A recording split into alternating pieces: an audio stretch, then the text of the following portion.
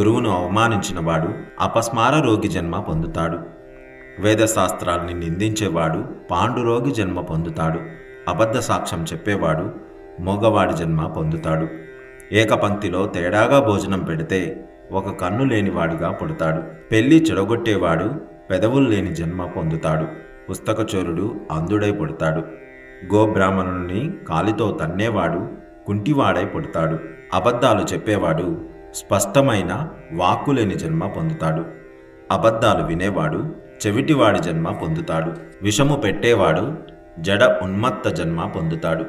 ఇల్లు తగలబెట్టేవాడు బట్టతలవాడి జన్మ పొందుతాడు. మాంసం అమ్మేవాడు కురూపి జన్మ పొందుతాడు.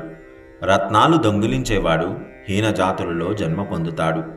బంగారం దొంగిలించేవాడు పుప్పిగోళ్లతో జన్మ పొందుతాడు. లోహాదులను దొంగిలించేవాడు నిర్ధనుని జన్మ పొందుతాడు. అన్నమును దొంగిలించేవాడు ఎలుక జన్మను పొందుతాడు. ధాన్యమును దొంగిలించేవాడు మిడత జన్మ పొందుతాడు. నీళ్లు దొంగిలించేవాడు చాతక పక్షి జన్మ పొందుతాడు. కూరలు ఆకులు అపహరించేవాడు నెమలి జన్మ పొందుతాడు. పరిమళ ద్రవ్యాలు అపహరించేవాడు చుంచుగా జన్మిస్తాడు. తేనె అపహరించేవాడు దోమగా జన్మిస్తాడు.